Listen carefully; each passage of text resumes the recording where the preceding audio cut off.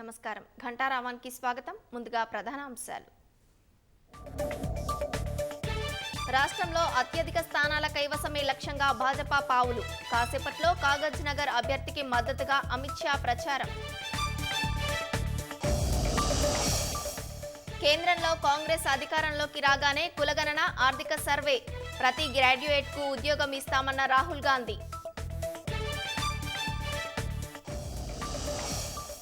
తెలంగాణకు భాజపా భారాసా చేసిందేమీ లేదన్న రేవంత్ రెడ్డి.